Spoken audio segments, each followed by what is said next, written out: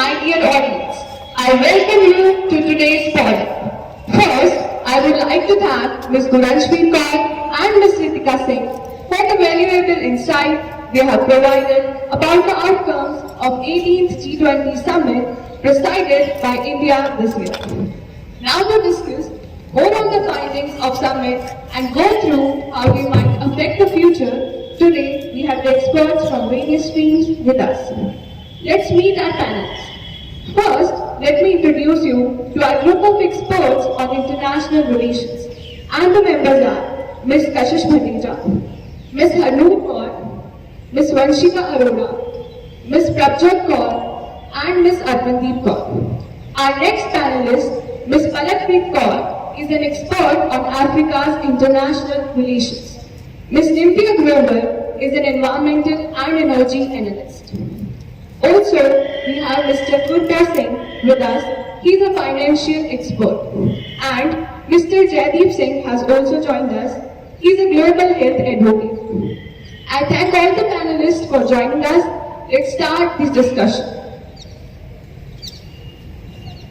We'll start with a group of experts on international relations. For the benefit of our audience and to set the stage for discussion, could you provide a concise overview of the background and evolution of G20?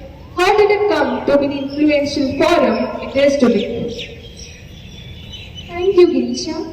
The G20 or Group of 20 was established in 1999, initially as a response to the financial crisis that shook many economies in the late 1990s.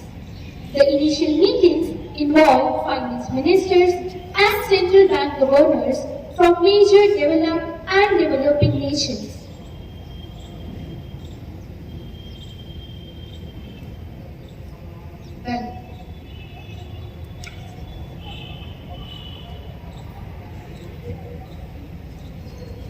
Well, I believe that the primary objective of the meetings was to bring together the major economies of the world, discuss and promote international financial stability. Not only this, but its horizon has been increased in terms of its member nations, its subjects, and it is continuously evolving as per the changing environment and the needs of the world.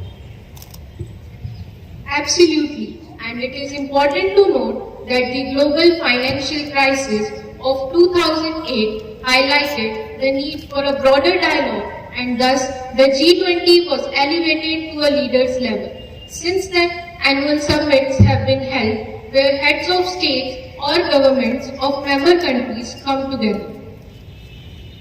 That's right. Now it is comprised of 19 countries and the European Union as a whole. The G20 represents the significant chunk of the world's economic output and population, while its roots are in economic coordination and policy making. Over the years, the G20's agenda has broadened to address issues beyond just finance, such as sustainable development, health, and climate change.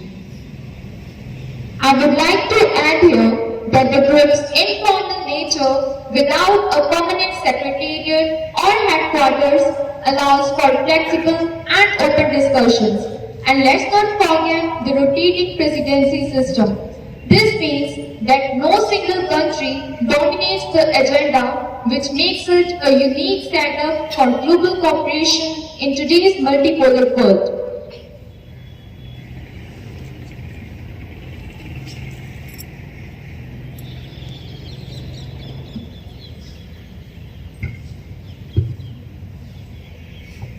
Absolutely, ma'am. Now moving on to Ms. Palakpreet Kaur.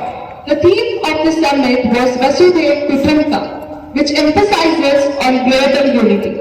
With the entry of the African Union and the formation of various alliances, how do you view the evolution of G20 in global politics?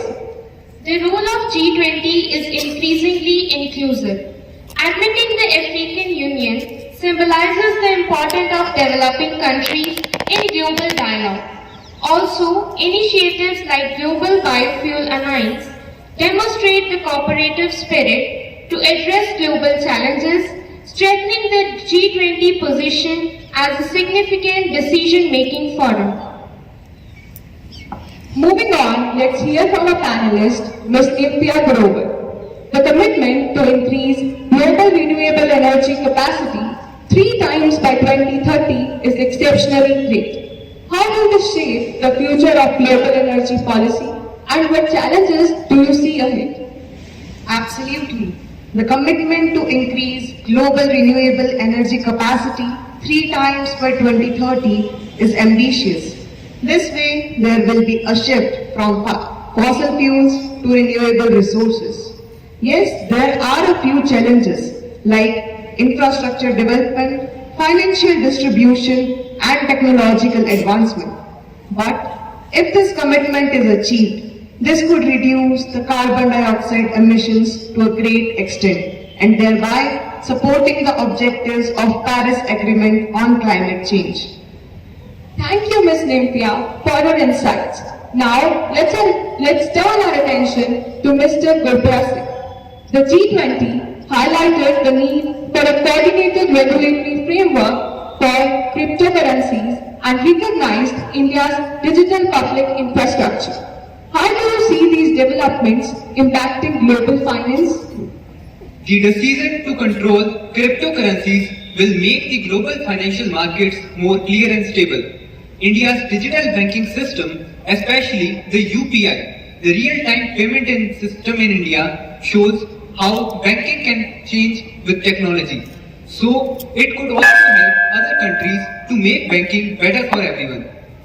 Let's now turn to our final panelist, Mr. Jaideep Singh, to discuss the G20's focus on healthcare strength and research. The G20 declaration focused on healthcare strength and research. How do these promises turn into actual improvements, particularly when dealing with ongoing health problems like long-lasting effects of COVID-19 and other disease outbreaks? Healthcare research and resilience were among the main topics of G20 declaration. In the context of persistent health issues like prolonged COVID-19 and other diseases, how can these commitments lead to concrete changes? G20's focus on healthcare shows that they have learned from the recent pandemic.